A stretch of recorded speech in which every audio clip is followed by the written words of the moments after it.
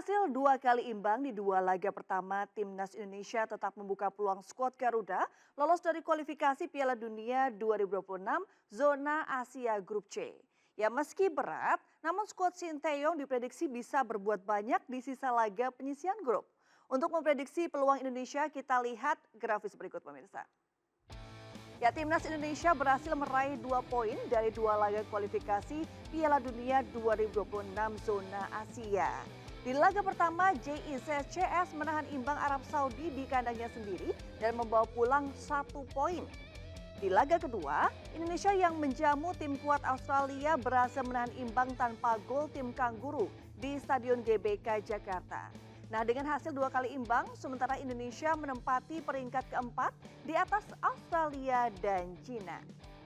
Ya, selanjutnya, dengan demikian pemirsa, sisa 8 laga lainnya bisa dimanfaatkan Martin Paes CS untuk mendulang poin. Di tanggal 10 Oktober nanti, Garuda menjalani laga away menghadapi tuan rumah Bahrain. Diprediksi Indonesia bisa mencuri minimal 1 poin dari Manama. Nah, 5 hari kemudian, King Indo juga dijamu Cina dan diharapkan bisa meraih 3 poin. Laga berat akan dihadapi Timnas saat menjamu tim kuat Jepang di Jakarta. 4 hari kemudian Indonesia berpeluang bisa meraih poin penuh saat menjamu Arab Saudi di Jakarta. Nah, memasuki tahun 2025, Indonesia akan dijamu Australia tanggal 20 Maret. Nah, diharapkan skuad Sinteyong bisa membawa pulang minimal 1 poin. 5 hari kemudian, yakni tanggal 25 Maret 2025, Indonesia berpeluang meraih 3 poin saat menjamu Bahrain di Senayan.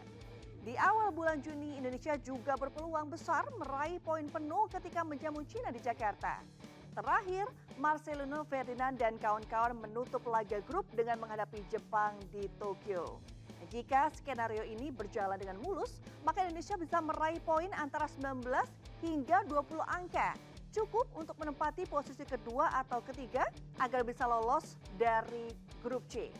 Ya, di sisi lain pemirsa, hasil 2 kali imbang melawan Arab Saudi dan Australia membuat peringkat FIFA Timnas Indonesia merangkak naik.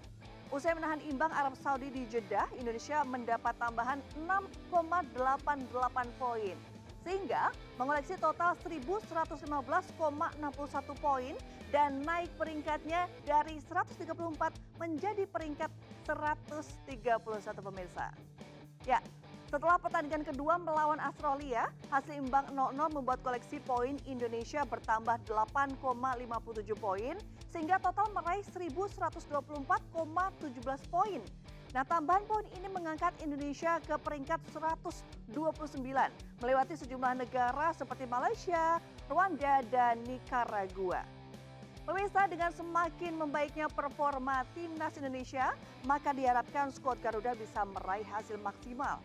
Sehingga mimpi masyarakat Indonesia melihat timnas kebanggaannya tampil di putaran final Piala Dunia 2026 bisa terwujud dan menjadi kenyataan.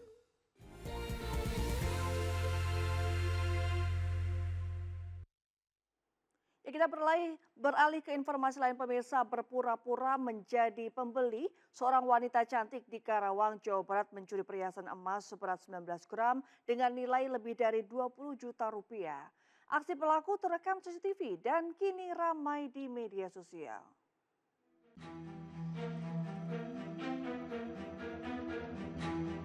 Inilah aksi seorang wanita cantik saat mencuri perhiasan emas di sebuah toko perhiasan di Karawang, Jawa Barat. Aksi pelaku terekam kamera pengintai berpura-pura menjadi pembeli sambil meminta ke pegawai toko untuk diperlihatkan sejumlah koleksi perhiasan di toko tersebut. Memanfaatkan kelenggahan pegawai toko, pelaku menyembunyikan perhiasan berupa gelang emas putih di balik telapak tangannya. Setelah situasi dirasa aman, pelaku kemudian pergi. Menurut Mimin, kepala toko, aksi pencurian ini terjadi pada Rabu sore. Saat itu kondisi toko emas memang relatif sepi, sehingga pelaku bisa leluasa beraksi. Si pembelinya tuh ngecohin si mbaknya biar lupa kayak gimana kayak gitu. Yang diambil gelang cor aja. Beratnya 19 gram, kalau ditotalin kurang lebih 20 jutaan. Aksi pencurian ini sendiri sudah dilaporkan ke Polres Karawang. Pihak toko berharap pelaku beretikat baik dengan mengembalikan perhiasan yang dicuri agar kasusnya tidak dilanjutkan. Dari Karawang, Jawa Barat, Rudi Setiawan, iNews melaporkan. Ya, sementara pemirsa, seorang emak-emak di Makassar, Sulawesi Selatan terekam CCTV mencuri sarung di sebuah toko di Pasar Sentral, Wajo, Kota Makassar, Sulawesi Selatan. Hasil curian bernilai jutaan rupiah digondol pelaku yang beraksi secara berkelompok.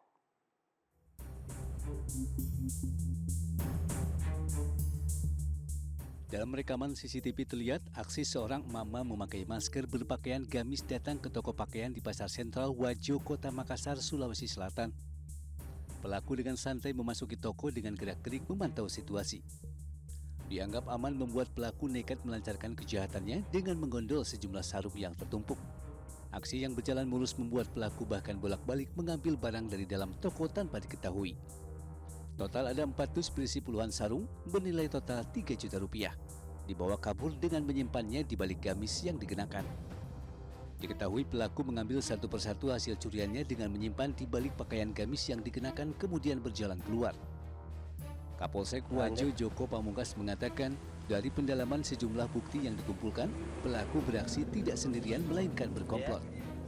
Jadi identifikasi kita melihat dari CCTV saat ini yang bekerja masih satu. Namun ada CCTV lain yang akan di luar kita identifikasi untuk apakah dia berdua atau dengan berboncengan. Karena yang nampak saat ini seorang perempuan namun memakai masker. Kini korban berharap pelaku segera ditangkap biar tidak ada lagi yang menjadi korban atas aksi kejahatan tersebut. Dari Makassar, Sahrul Al-Yaksa, iNews melaporkan. Pemirsa, kasus pembunuhan gadis penjual gorengan di Padang Pariaman, Sumatera Barat hingga kini masih dalam penyelidikan polisi. Pihak kepolisian juga belum menetapkan tersangka lantaran masih mengumpulkan barang bukti dari lokasi ditemukannya jenazah korban.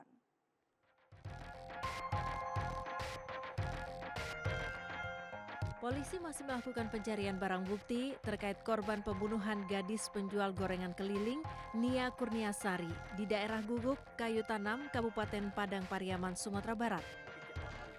Bahkan, pihak kepolisian menerjunkan anjing pelacak di lokasi ditemukannya mayat korban. Dari pencarian ini didapat salah satu barang bukti, yakni pakaian yang digunakan korban pada saat pembunuhan.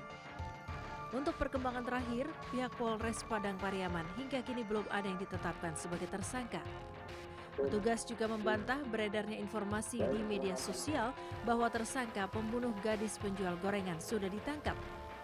Sampai saat ini kita belum ada menetapkan tersangka. Saksi sudah ada yang diperiksa, Bang? Untuk saksi sudah ada yang kita periksa. Nanti akan kita sampaikan secara transparan apabila sudah selesai tahap penyelidikan masuk tahap penyidikan. Sementara itu keluarga korban berharap pelaku segera ditangkap dan diberi hukuman seberat-beratnya. Kami meminta pelakunya itu ditahan selama hidup atau hukuman mati, ya. Dan juga kami berharap pelakunya itu secepatnya ditemukan. Tertangkap. Pemirsa, gerbang Kendari Toronipa di Konawe, Sulawesi Tenggara menjadi perbincangan masyarakat karena rusak meski baru saja diresmikan. Padahal gerbang megah yang mengusung desain mirip Tower Bridge dari London itu dibangun dengan anggaran fantastis dari APBD senilai 33 miliar rupiah.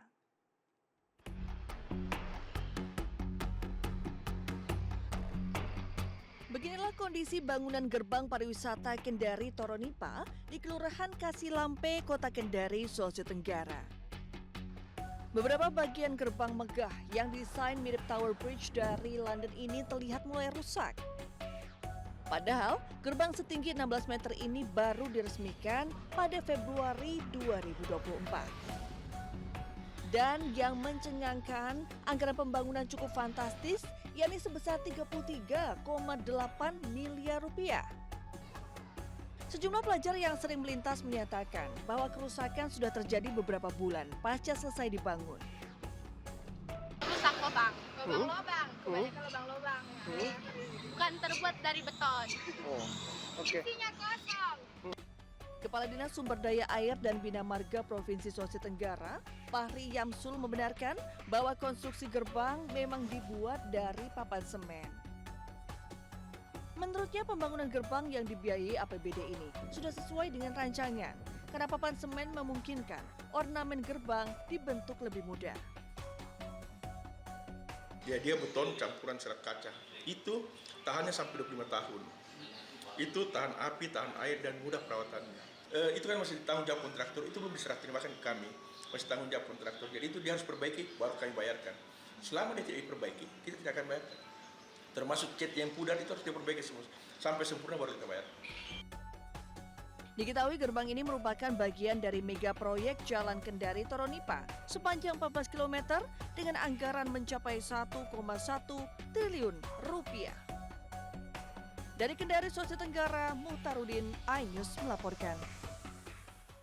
Pemirsa, Majelis Hakim mengabulkan penangguhan penahanan terhadap terdakwa kasus pemelihara landak Jawa, Inyoman Sukena.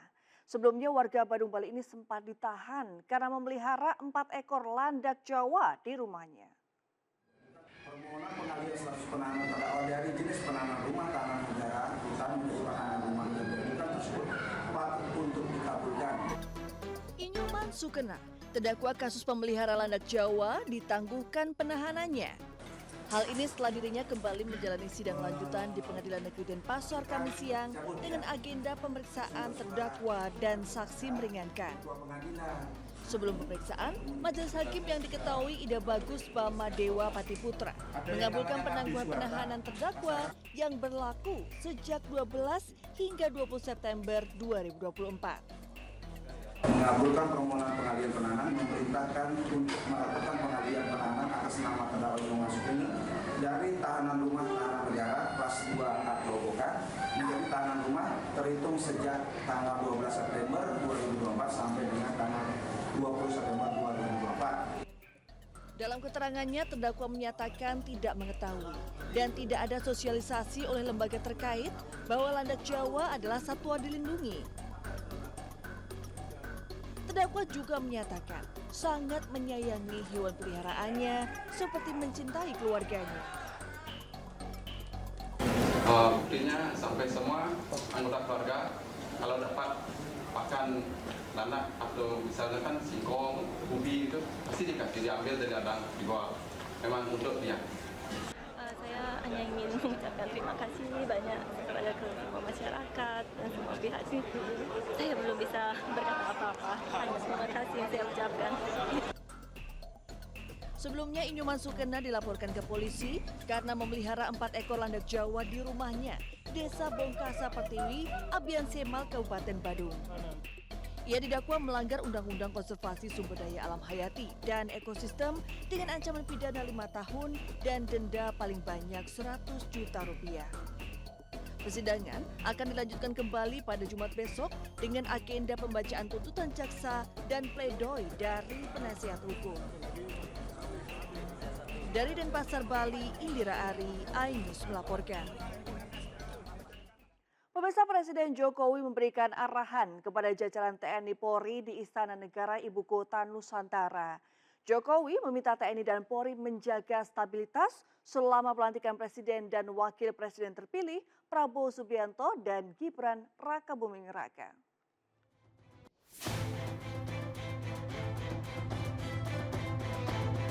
Selain menjaga stabilitas, Presiden Jokowi juga ingin TNI Polri mendukung proses transisi pemerintahan. Ia ingin proses transisi berjalan dengan baik dan lancar. Jokowi tak ingin proses transisi pemerintahan diwarnai oleh riak-riak yang berpotensi mengganggu. Dalam arahan itu, Presiden juga mengingatkan jajaran TNI dan Polri untuk menjaga netralitas.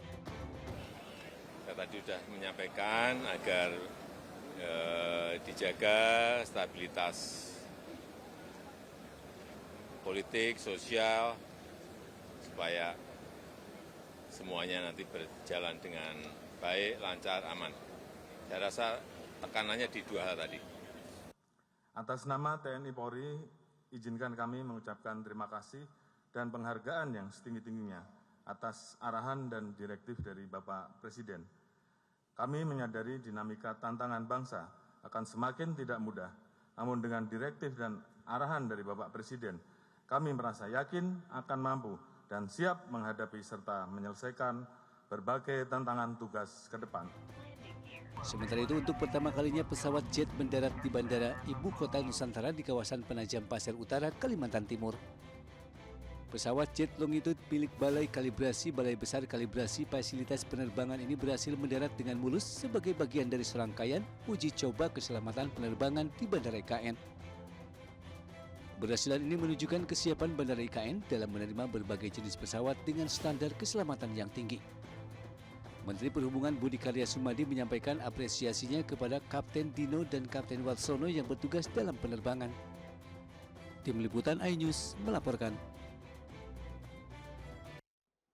Ya, pemirsa, Kemenparekraf menghadirkan forum Pentahelix sebagai sarana untuk membuka peluang bermitra, memperkuat kolaborasi serta memastikan adanya langkah nyata dalam mendukung keberlanjutan desa wisata.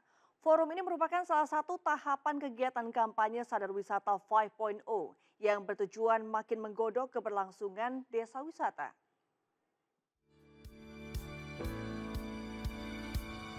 Kementerian Pariwisata dan Ekonomi Kreatif menggelar forum Pentahelix untuk mengakselerasi jumlah desa wisata di seluruh Indonesia.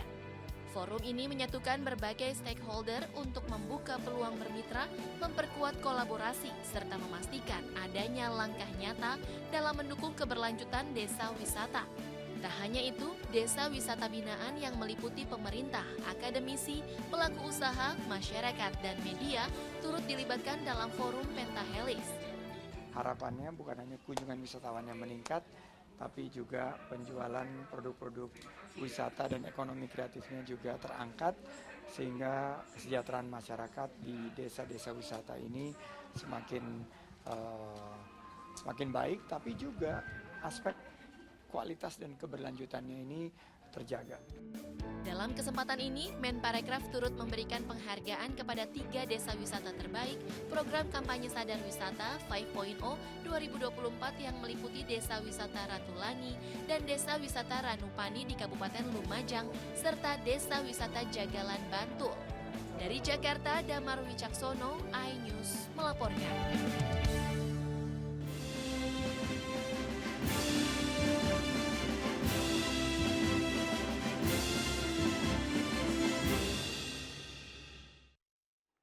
Ya, kita ke informasi Pilkada pemirsa.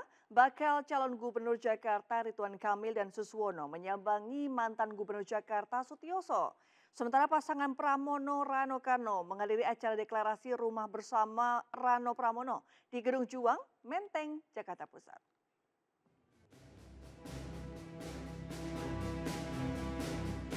Bakal calon Gubernur Jakarta Ridwan Kamil dan Suswono menyambangi mantan Gubernur Jakarta Sutioso. Ridwan Kamil mendapat banyak masukan dari mantan Gubernur Sutioso, terutama soal masalah yang kerap melanda Jakarta. Selain soal banjir, Sutioso dan Ridwan Kamil juga berdiskusi tentang proyek Transjakarta. Ridwan Kamil dan Suswono berencana akan memperpanjang rute Transjakarta tidak hanya sebatas di wilayah Jakarta, namun juga ke daerah sekitar Jakarta. Transjakarta rencananya juga akan diterapkan oleh Ridwan Kamil dan Suswono di wilayah aglomerasi. Ada hal-hal yang di zaman beliau masih relevan, ya, isu-isunya, terutama tentunya isu-isu klasik ya, terkait kemacetan, banjir, dan lain sebagainya. Sementara pasangan Bacagup dan Bacalagub Pramono Rano Karno menghadiri acara deklarasi rumah bersama Rano Pramono di Gedung Juang Menteng, Jakarta Pusat. Dalam kesempatan ini, selain berorasi, Pramono Anung menegaskan komitmennya untuk membenahi berbagai permasalahan dasar di Jakarta. Saya tidak muluk-muluk misalnya membangun seperti Dubai atau apapun. Tetapi saya akan memulai dengan hal-hal kecil apa yang menjadi persoalan gerakan di bawah. Acara dihadiri langsung relawan Pramono Rano yang diklaim mencapai 1.000 orang. Dari Jakarta, Nata Arman, Seto, iNews melaporkan. Ya, sementara itu pemirsa, calon Gubernur Jawa Barat Deddy Mulyadi melakukan safari politik menemui ratusan warga Kota Bogor di lapangan Gor Pajajaran. Deddy berjanji akan meningkatkan gaji para penyapu jalan dan membuat pembangkit listrik dari sampah.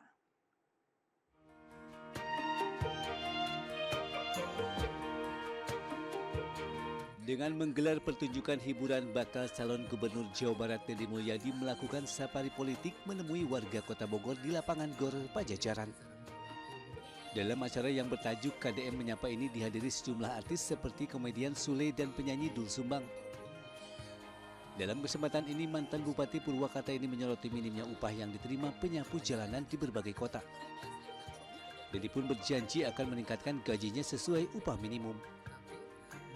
Selain itu, ia pun berencana membuat pembangkit listrik dari energi sampah yang kerap menjadi permasalahan di tiap-tiap kota. Loh iya, itu problem kita loh. Kota pengen bersih tapi tukang sapunya nggak pernah dihargai. Itu problem kita. Rencana ke depan seperti apa? Ya saya ingin, kan status kepegawaian tukang sapu itu kan ada di kabupaten kota. Ya nanti gubernur kan bisa dong bersama-sama bicara dengan bupati wali kota untuk bagaimana agar mereka mendapat upah yang layak. Deddy Mulyadi yang berpasangan dengan Erwan Setiawan diusung oleh 5 partai koalisi Indonesia Maju dan 9 partai non-parlemen.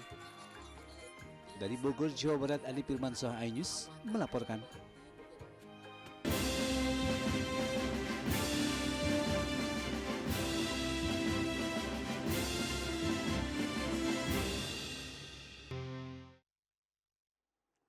Ya, kita ke informasi seputar PON pemirsa. Pada laga final, tim hoki indoor putra dan putri Jawa Barat berhasil meraih medali emas dalam Pekan Olahraga Nasional ke-21 Aceh Sumut. Tim putri Jawa Barat maksud kami berhasil mengalahkan Jawa Tengah dan tim putra mengalahkan Banten.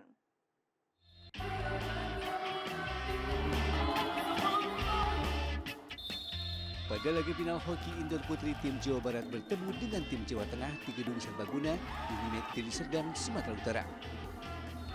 Tim putri Jawa Barat berhasil membobol gawang Jawa Tengah lewat penalti corner dan field goal di kuarter awal hingga skor 3-0.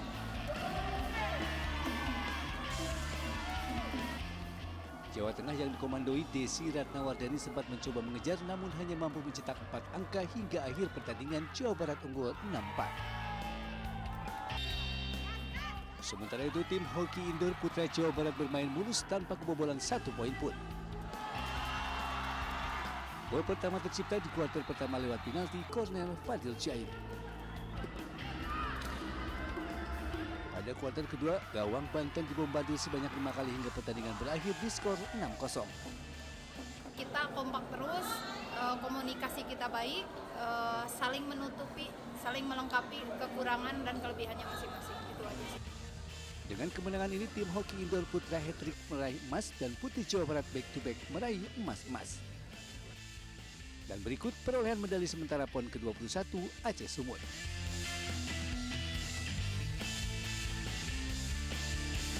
Dari Medan, Sumatera Utara, Yuda Bahar, iNews melaporkan.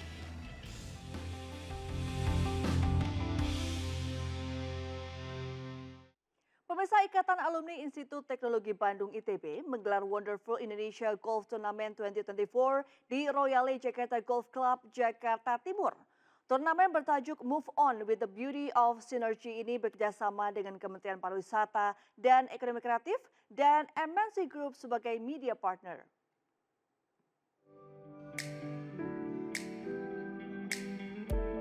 Ajang Wonderful Indonesia Golf Tournament kembali diselenggarakan untuk yang ke-6 kalinya. Di tahun 2024, turnamen yang digelar Ikatan Alumni ITB bekerjasama dengan Kemenparekraf serta MNC Group sebagai media partner ini diikuti 144 pecinta olahraga golf dari dalam maupun luar negeri. Turnamen ini sekaligus menjadi ajang untuk meningkatkan promosi sport tourism di Indonesia. Jadi seperti tahun-tahun sebelumnya, Wonderful Indonesia Golf Tournament ini adalah untuk mempromosikan pariwisata Indonesia dan juga dukungan kami terhadap ekonomi kreatif ya. Jadi semua aspek itu kami bungkus dalam bentuk promosi pariwisata dan juga dukungan terhadap ekonomi kreatif ya. Terima kasih MNC Group luar biasa meliput event ini dan mudah-mudahan ini bisa memberikan informasi kepada banyak pihak sambil tetap kita memajukan program Kemenparekraf yaitu memajukan pariwisata Indonesia. Para peserta nampak antusias mengikuti ajang ini dan berharap turnamen ini bisa digelar rutin setiap tahunnya. Alhamdulillah saya hari ini BGO, saya dapat piala bergilir dan piala tetap untuk Wonderful turnamen dari TB 80 sebagai panitianya. Terima kasih banyak atas undangan dan semoga nanti ke depan lebih baik lagi. Today we actually enjoy a really good morning with some really good golf strokes, and I think this is a really meaningful event to promote the beauty of Indonesia. Ikatan Alumni ITB, Kemenparekraf, dan MNC Group berkomitmen akan terus menggaungkan pariwisata dan ekonomi kreatif dalam negeri agar semakin terkenal di kancah internasional.